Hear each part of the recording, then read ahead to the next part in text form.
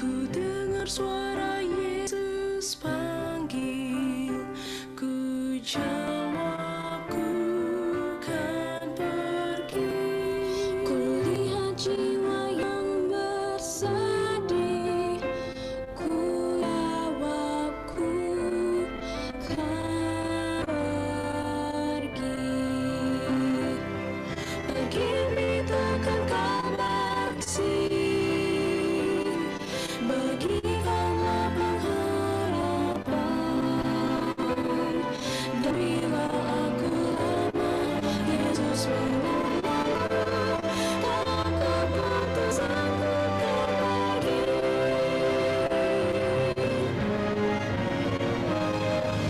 Beritakan kabar kasih, bagikanlah pengharapan. Dan bila aku lemah, Yesus menolongku. Karena keputusanku kan pergi.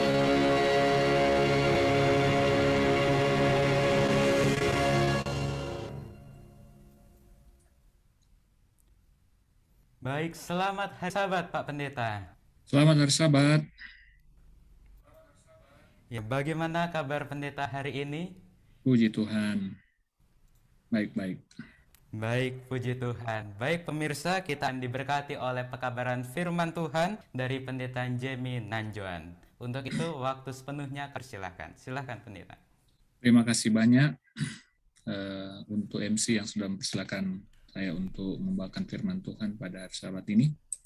Saudara, saya ingin share screen sedikit. Ini adalah kampus kita, kampus UNAI. Ya, saya ingin kembali mengingatkan Bapak Ibu Saudara bahwa saya bekerja di sini dan ini adalah institusi Tuhan di mana mendidik anak-anak untuk dipersiapkan dalam kehidupan akan datang, ya, baik dalam kehidupan secara dunia dalam pengertian membekali anak-anak untuk bekerja, untuk menjalani kehidupan ke depan lah ya, dan juga yang paling penting adalah mempersiapkan anak-anak bagi kedatangan Yesus yang kedua kali. Terima kasih bagi Bapak Ibu Saudara yang sudah mengirimkan anak-anak ke sini. Kami sangat bersyukur dan tentu saja jangan ragu untuk membawa anak-anak untuk datang ke kampus untuk berkuliah di tempat ini karena kami memiliki satu tujuan, yaitu untuk memperkenalkan Kristus lebih akrab lagi kepada semua anak-anak yang datang ke tempat ini. Oke. Saudara sekalian, pada Sabat ini kita akan mempelajari firman Tuhan, dan firman Tuhan yang kita akan bahas, kita akan diskusikan, kita akan pelajari adalah dari buku Mazmur pasal 1. Mari saya undang berdoa sekali lagi untuk kita memulaikan belajar firman Tuhan. Bapa di sorga, kami membutuhkan Roh Kudus-Mu, supaya kami boleh mengerti akan firman-Mu. Kami mohon Tuhan tolong bantu kami dalam diri kami, memiliki kerinduan untuk mendengarkan firman, dan kami boleh diubahkan. Dan kemudian setelah kami diubahkan dalam diri kami, dalam pikiran kami boleh bertindak sesuai dengan kehendak Tuhan. Terima kasih Tuhan, dalam nama Yesus. Amin. Bapak Ibu Saudara sekalian, saya mau ajak Bapak Ibu untuk membuka Alkitab di dalam Mazmur pasal 1, dan saya akan tampilkan di screen Mazmur pasal 1 ini. Bisa kelihatan ini?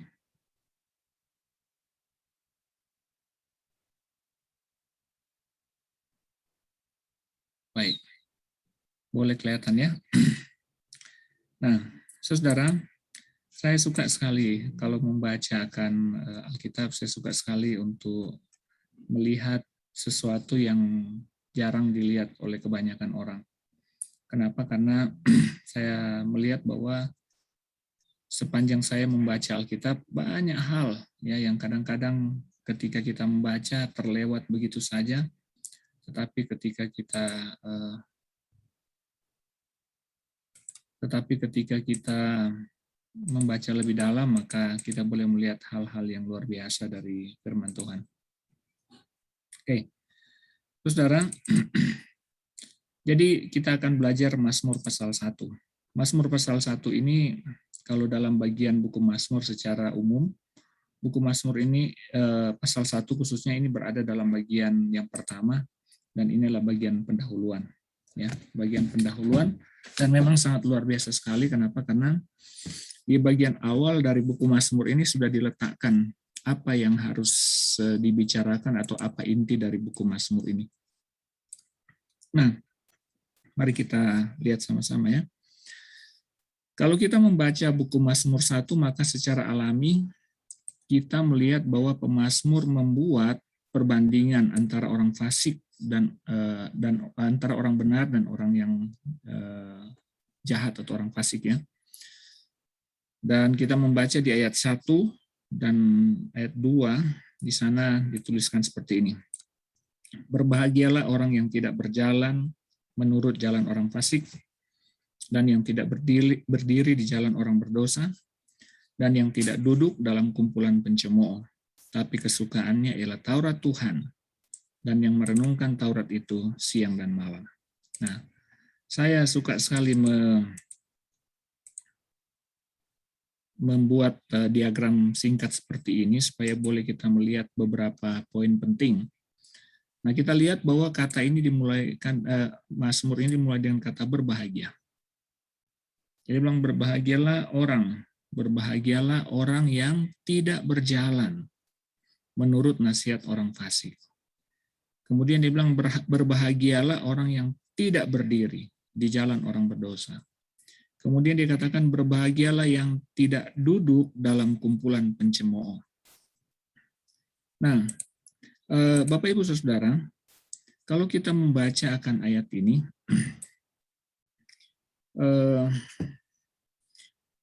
kita mungkin boleh membuat satu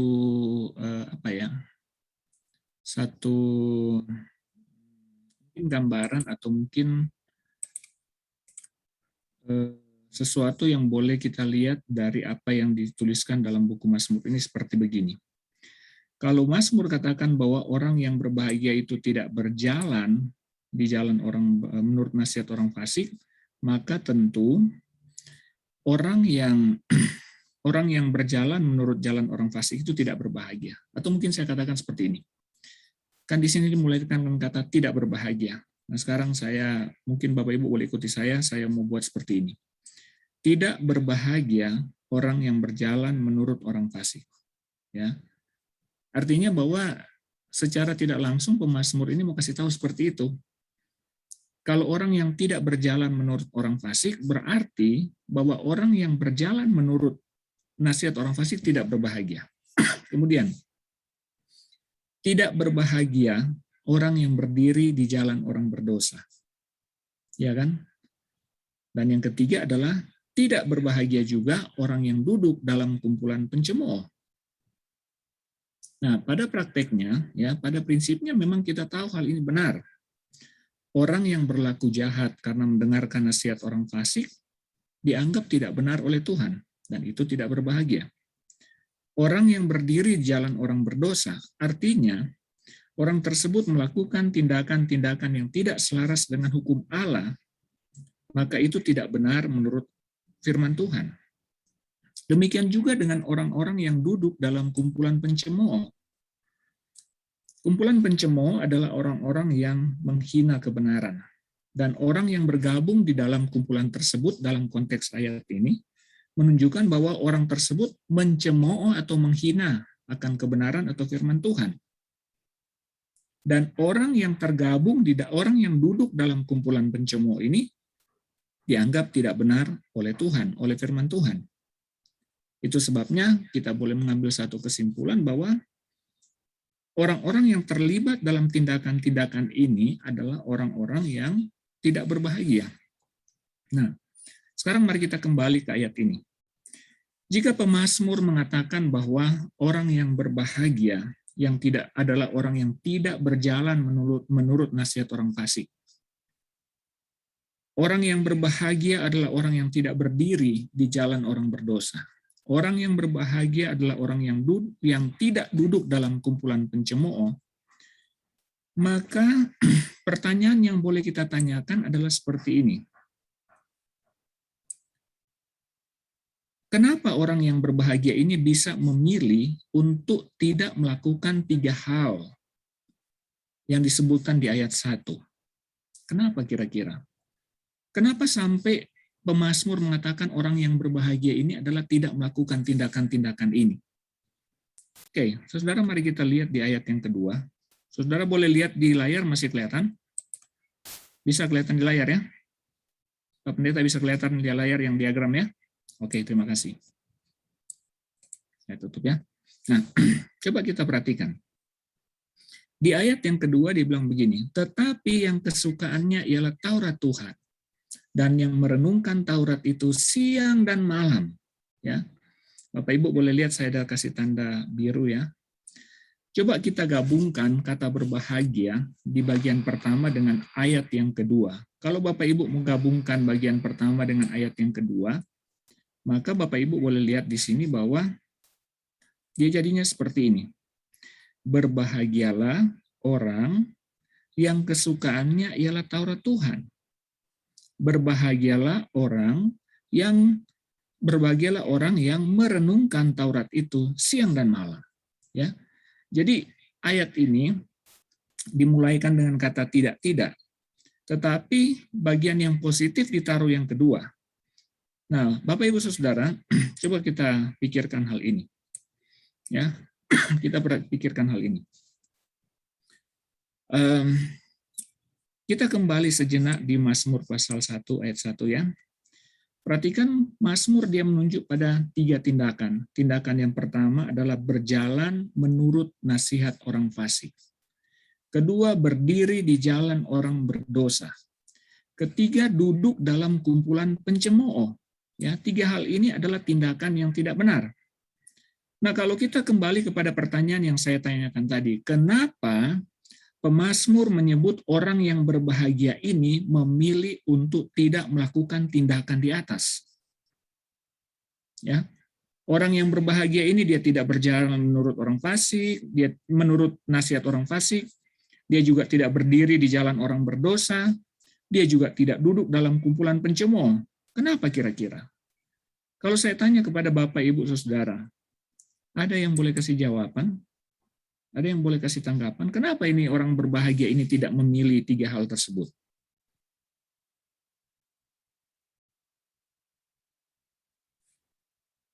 Kenapa kira-kira? Oke. Saudara, saya mau bertanya kepada Bapak Ibu, kalau memang belum ada yang kasih jawaban, saya mau bertanya. Mana yang duluan, tindakan atau pikiran?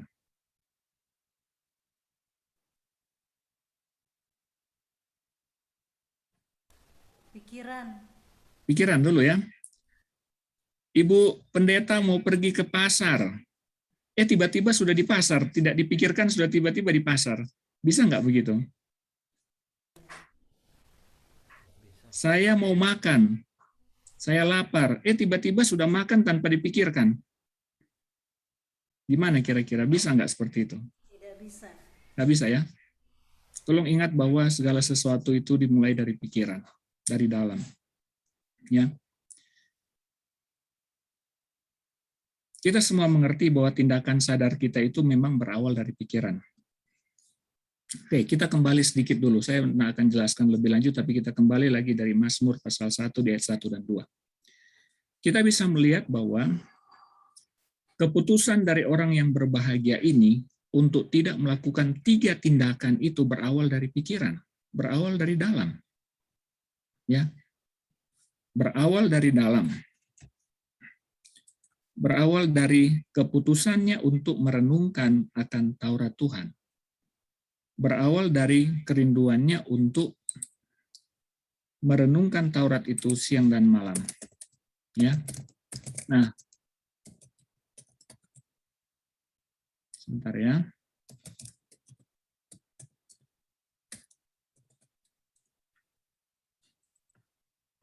Nah, coba kita perhatikan ya. Dalam ayat 2 ini kita membaca ada 2 kata. Saudara boleh lihat di ayat ini. Dia bilang begini, ada kata kesukaan dan ada kata merenungkan. Bapak Ibu Saudara sekalian, kedua kata ini berhubungan dengan pikiran manusia. Ya, kedua kata ini berhubungan dengan pikiran manusia. Orang menyukai sesuatu itu dari dalam diri, ya, dari dalam pikiran kita. Dan orang yang merenungkan sesuatu itu juga ada dalam diri, ya. Dan ini terus terang sekali lagi saya katakan berhubungan dengan pikiran manusia, berhubungan dari apa yang ada di dalam diri. Ketika kita memutuskan untuk menyukai sesuatu, maka itu kita putuskan dalam pikiran kita. Ketika kita memutuskan untuk merenungkan sesuatu, maka itu ada dalam pikiran kita. Saya kira kalau ada yang lagi jatuh cinta saat ini, pasti sangat mengerti hal tersebut. Ya, di mana-mana dipikirkan, ya, baik mau tidur, mau makan, mau berjalan, memikirkan orang yang dikasihi. Nah, di dalam ayat ini apa yang disukai oleh orang yang berbahagia ini yang ditulis oleh pemazmur? Pemazmur mengatakan bahwa yang disukai oleh orang yang berbahagia ini adalah Taurat Tuhan. Apa yang direnungkan oleh orang yang berbahagia ini yaitu Taurat Tuhan, ya.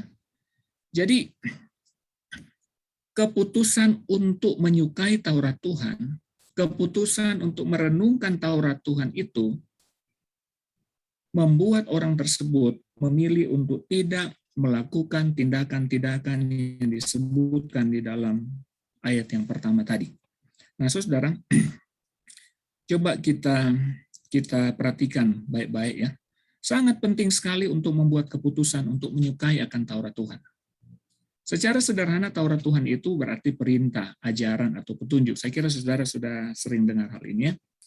Nah, coba kita perhatikan di beberapa ayat yang ada dalam buku Mazmur. Secara khusus Mazmur pasal 119. Saya akan baca beberapa ayat di sini ya. Mazmur 119 ayat 14. Atas petunjuk peringatan-peringatanmu, aku bergembira seperti atas segala harta. Lihat bahwa pemazmur mengatakan bahwa dia bilang saya sangat bergembira terhadap perintah-perintahmu atau peringatan-peringatanmu. Seperti atas segala harta. Pernah nggak kita berpikir, aduh saya senang sekali dengan perintah Tuhan. Saya suka sekali dengan perintah Tuhan. Bahkan di Mazmur 119 ayat 20 dia bilang begini, hancur jiwaku karena rindu kepada hukum-hukummu setiap waktu.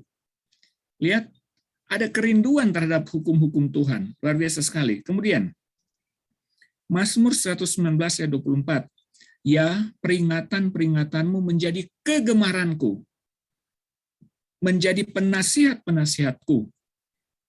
Kemudian Mazmur pasal 119 ayat 30-31. Aku telah memilih jalan kebenaran, telah menempatkan hukum-hukummu di hadapanku. Aku telah berpaut pada peringatan-peringatanmu. Tuhan jangan membuat aku malu. Kemudian ayat yang ke-40. Mazmur 119 ayat 40. Bapak Ibu boleh ikuti di Alkitab dengan membuka Alkitab di tangan dari Bapak Ibu sekalian. Ayat 40. Sesungguhnya aku rindu kepada tita-titamu. Hidupkanlah aku dalam keadilanmu. Kemudian ayat 44 dan 45. Aku hendak berpegang kepada Tauratmu, ya, senantiasa dan untuk seterusnya dan untuk selama-lamanya. Aku hidup dalam kelegaan sebab aku mencari tita-titamu.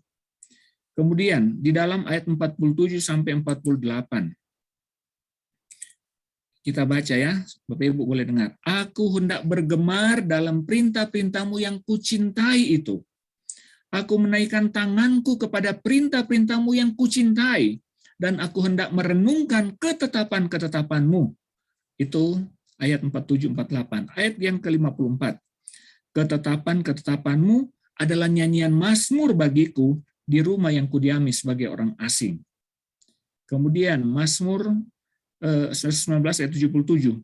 Biarlah rahmatmu sampai kepadaku supaya aku hidup, sebab Tauratmu adalah kegemaranku. Mazmur 119 ayat 97 dia bilang begini. Betapa kucintai Tauratmu. aku merenungkannya sepanjang hari. Bapak Ibu, sudah pernah mencintai Taurat Tuhan? Pernah nggak kita merasakan akan cinta kita kepada perintah-perintah Tuhan itu seperti yang digambarkan pemazmur ini? Bapak Pendeta Daniel mencintai istri kan?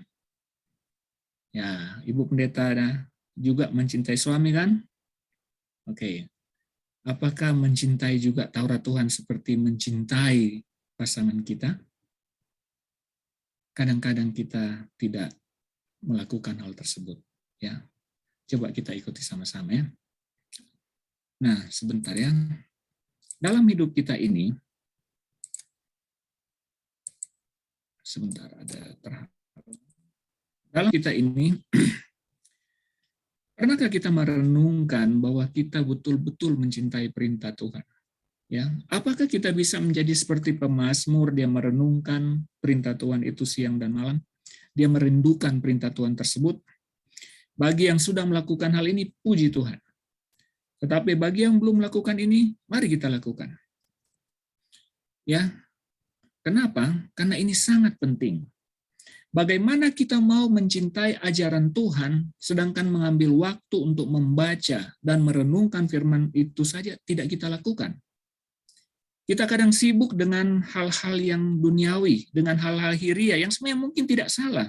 Kita bekerja, kita menjalani kehidupan dalam keluarga, kita bersosial, baik secara langsung atau lewat media, tapi kadang-kadang hal yang positif ini membuat kita lupa untuk terhubung dengan firman Tuhan.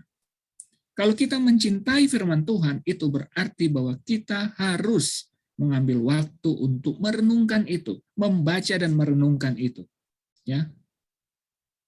Akibat daripada melalaikan akan waktu bersama dengan Tuhan, waktu untuk membaca firman Tuhan adalah pikiran kita kadang tidak disucikan. Nurani kita kadang tidak disucikan.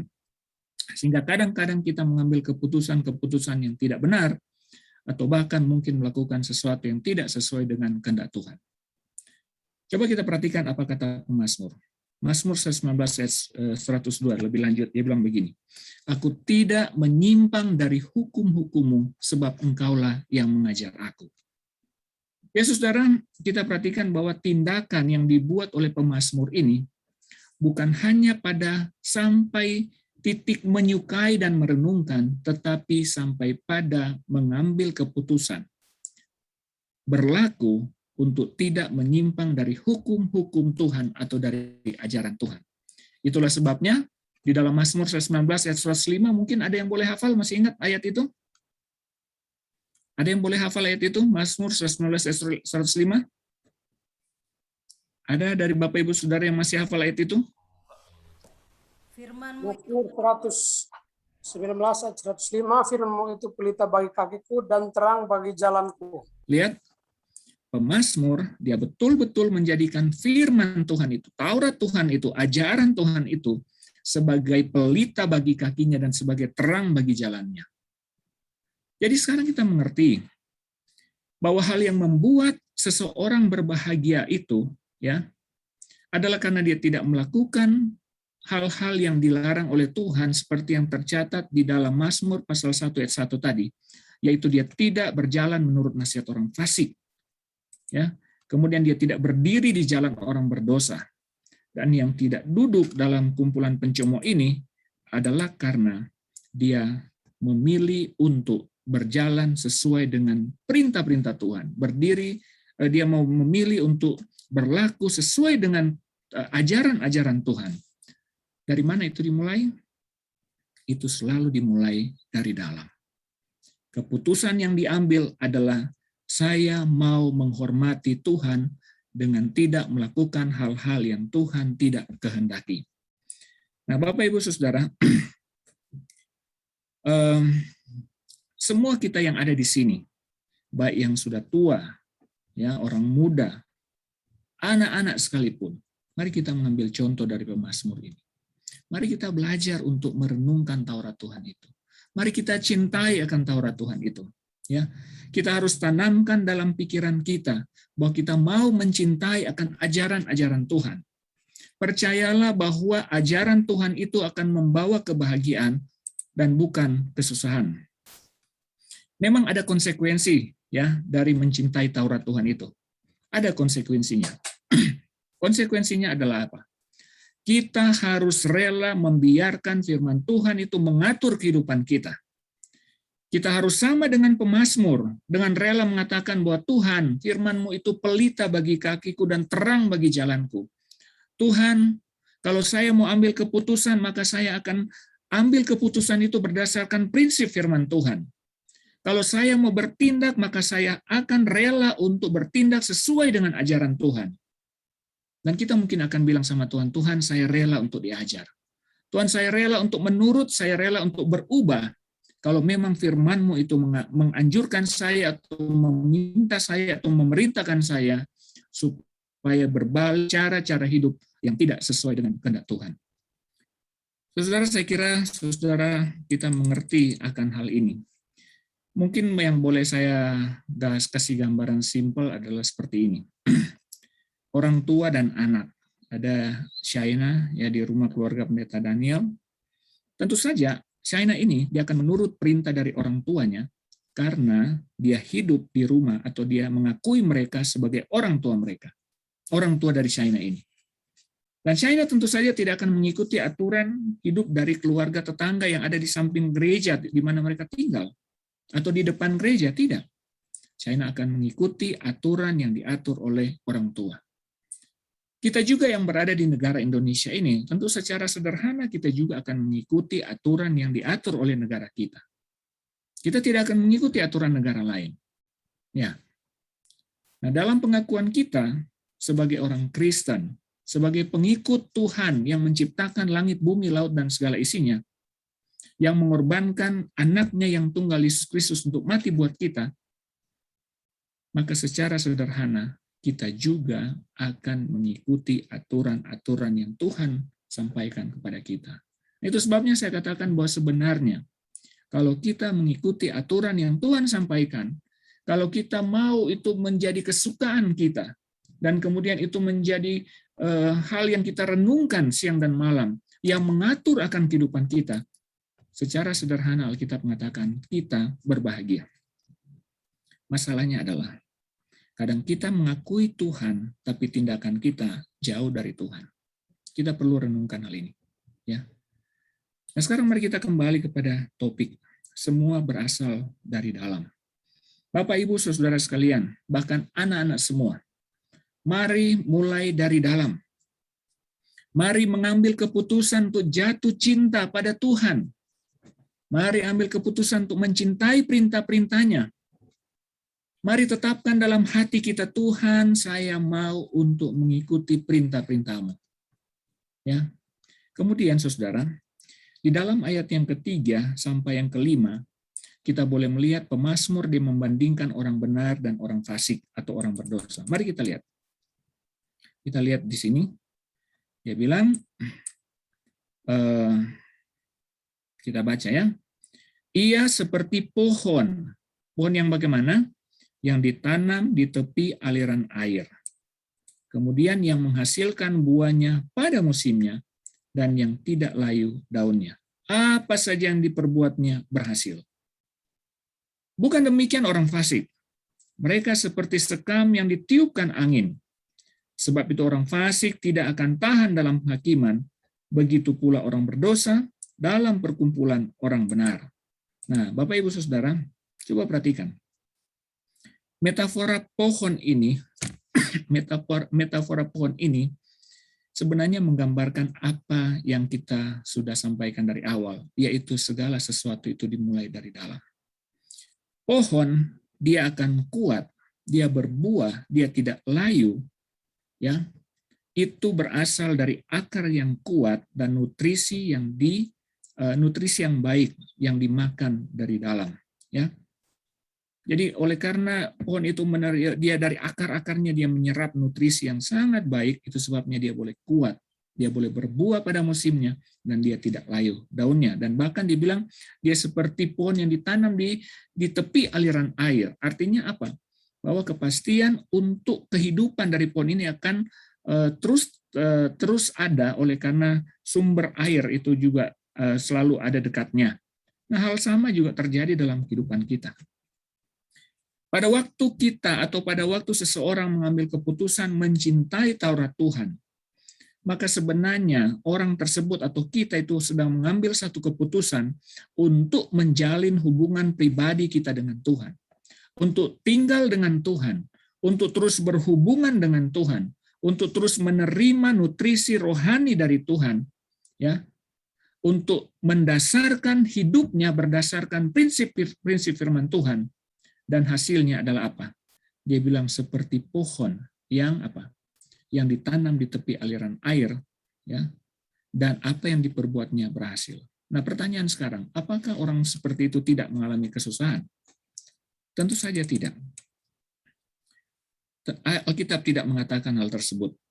Tetapi, kalaupun orang yang seperti ini mengalami kesusahan, maka dia akan menyikapi hidupnya selalu berdasarkan prinsip firman Tuhan. Seperti contoh, kalau ada yang menyakiti dia akan mengampuni, karena firman Tuhan mengajar dia untuk mengampuni. Kalau ada beban dalam kehidupannya, dia akan datang kepada Tuhan dan pasrahkan hidupnya kepada Tuhan. Ya. Kalau usahanya rugi, maka dia akan ingat bahwa Alkitab mengajarkan bahwa dalam hidup ini ada waktu susah, ada waktu senang. Dan dia tahu bahwa dia harus memuliakan Tuhan dalam masa susah ataupun senang. Dalam setiap perjalanan, dia akan memuliakan Tuhan. Kalaupun pecah ban, dia akan memuliakan Tuhan, bukan bersungut dan marah. Ya, artinya bahwa dalam setiap aspek hidup dari orang yang mau menjadikan Taurat Tuhan itu sebagai kesukaannya dan mau merenungkan Taurat itu di dalam dirinya itu, dia akan selalu terus mendasarkan hidupnya berdasarkan prinsip-prinsip firman Tuhan. Itulah sebabnya kata pemazmur, daunnya tidak akan layu, dan apa saja yang diperbuatnya berhasil. Ya, apa saja yang diperbuat berhasil, dari hal yang kecil sampai kepada hal yang besar. Ya, bahwa apapun yang dia buat, dia akan selalu mendasarkan kehidupannya berdasarkan firman Tuhan. Ya, keberhasilan yang dia dapatkan tidak semata-mata diukur oleh materi, tetapi bagaimana dia menguasai kehidupannya dan bagaimana dia boleh menghargai akan berkat-berkat Tuhan, baik dia kecil ataupun besar. Ya, dia akan selalu memuliakan Tuhan. Saudara, kita mungkin belum sempurna dalam hubungan kita dengan Tuhan. Tetapi mari kita mulai, karena kesempurnaan itu tidak akan dicapai kalau tidak pernah dimulai. Dan itu harus selalu kita mulai dari dalam. Pertetapkan hati kita bahwa kita mau mengikuti akan perintah-perintah Tuhan. Pertetapkan dalam hati kita, ambil satu keputusan bahwa kita mau menjadikan firman Tuhan itu sebagai kesukaan kita. Dan pertetapkan dalam hati kita juga bahwa kita mau menghidupkan firman Tuhan itu dalam kehidupan kita sehari-hari. Masalahnya adalah, saudara, sebaliknya, maksud saya adalah sebaliknya. Kalau kita memilih untuk tidak menghormati Tuhan, kalau kita memilih untuk membelakangi Tuhan, maka kita dikategorikan sebagai orang fasik. Ya, dan pemazmur katakan tentang orang fasik, mereka itu seperti sekam yang ditiupkan angin. Lihat, kalau pohon itu bisa bertahan, maka orang fasik itu seperti sekam yang ditiupkan angin. Ya, sebab itu orang fasik tidak akan tahan dalam penghakiman. Begitu pula orang berdosa di dalam kumpulan orang benar. Ayat ini mengatakan bahwa orang fasik tidak tahan dalam penghakiman, artinya bahwa kalau Tuhan menghakimi, maka orang fasik pasti akan dibinasakan. Demikian juga orang berdosa tidak tahan dalam kumpulan orang benar. Artinya, kalau Tuhan sudah menyelamatkan orang benar, maka orang berdosa tersebut akan merasa asing di antara kumpulan orang benar. Dia merasa bahwa berada dalam kumpulan orang benar itu tidak menyenangkan, baik di dunia ini maupun nanti ketika Tuhan Yesus datang di kali yang kedua. Itulah sebabnya, saudara, jangan kita ragu untuk memulai satu hubungan dengan Tuhan. Jangan kita ragu untuk mengambil satu keputusan dari dalam diri kita untuk mencintai Tuhan dan untuk mencintai perintah-perintahnya. Saudara, keputusan kita untuk mencintai Tuhan itu sangat dirindukan oleh Tuhan. Dia mau ada orang yang mau berdiri di pihaknya. Ya, di antara pergumulan baik dan jahat yang kita tahu, ya, Tuhan mau kita berdiri di pihaknya. Dan ujung-ujungnya adalah kita berbahagia. Tuhan mau kita mencintai firman-Nya. Tuhan mau kita melakukan perintah-perintahnya. Dan saudara, pastinya kalau kita membuat pilihan ini, pemazmur mengatakan bahwa orang-orang yang memilih merenungkan Taurat Tuhan, orang-orang yang memilih untuk mencintai Taurat Tuhan, orang-orang yang memilih untuk berjalan dengan Tuhan, dikatakan bahwa Tuhan mengenal orang-orang tersebut. Coba kita lihat di dalam ayat yang ke-6. Sebab Tuhan mengenal jalan orang benar. Ya, Tuhan kenal jalan orang benar, tapi jalan orang fasik itu menuju kebinasaan.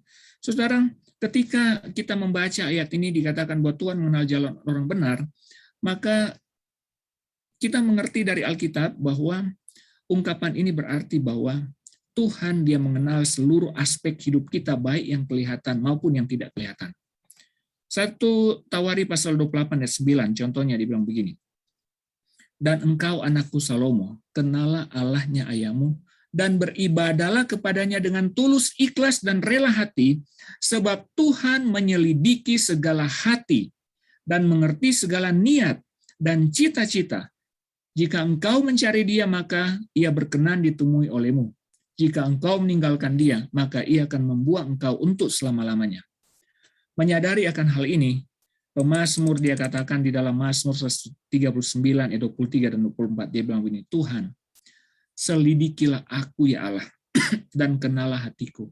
Selidiki aku dan kenal hatiku. Uji aku dan kenal pikiran-pikiranku. Lihatlah, apakah ada jalan serong, dan tuntun aku di jalan yang kekal. Saudara, orang yang mau berlaku benar di hadapan Tuhan, dia akan membiarkan jalan hidupnya, dia akan membiarkan cara berpikirnya dikenal oleh Tuhan. Tidak ada yang tersembunyi di hadapan Tuhan, ya. Dan tentu, saudara, sekali lagi saya mau bilang, keputusan seperti ini harus selalu dimulai dari dalam. Tuhan dia mengetahui bukan hanya apa yang kita buat secara luar, tetapi apa yang ada di dalam diri kita. Dan kalau kita memulai itu dari dalam diri kita, keputusan untuk mencari Tuhan, saya percaya kita akan sanggup untuk bertindak, untuk mengambil keputusan dalam kehidupan kita sehari-hari sesuai dengan kehendak Tuhan. Dan ujung-ujungnya adalah kebahagiaan yang sejati. Bagaimana dengan orang fasik? Firman Tuhan mengatakan bahwa orang fasik itu menuju kebinasaan. Saudara, secara sederhana saya mau sampaikan pada bagian akhir dari khotbah ini. Pilihan ada pada kita. Maukah kita memulaikan hubungan kita dengan Tuhan, dengan mengambil keputusan dalam pikiran kita, dari dalam diri kita, bahwa saya mau berjalan dengan Tuhan dan berbahagia? Atau apakah kita mau mengambil keputusan dalam diri kita untuk memilih membelakangi Tuhan, menjadi orang fasik, ya, melakukan tindakan-tindakan yang tidak berkenan kepada Tuhan, dan ujungnya apa? Tidak berbahagia, dan bahkan ayat ini katakan mendapatkan kebinasaan. Saudara, pilihan sekali lagi ada dalam diri kita, tetapi saya mau menganjurkan, saya mau mendorong, saya mau mengajak kita semua, saya dan saudara, mari membuat keputusan yang benar setiap hari. Ya, mari kita mengambil Tuhan sebagai yang terutama dalam kehidupan kita. Mari menjadikan Taurat Tuhan itu atau ajaran Tuhan itu sebagai kesukaan kita, kecintaan kita. Mari kita renungkan Taurat itu. Mari kita jatuh cinta terhadap perintah-perintah Tuhan itu. Kiranya dengan pertolongan Tuhan, Bapak, Ibu, Saudara, kita boleh mengambil pilihan-pilihan yang benar, yang kita mulaikan dari dalam ini, dan akibatnya adalah kebahagiaan kita boleh dapatkan sesuai dengan yang dijanjikan oleh Tuhan. Tuhan berkati kita, saya dalam nama Yesus. Amin.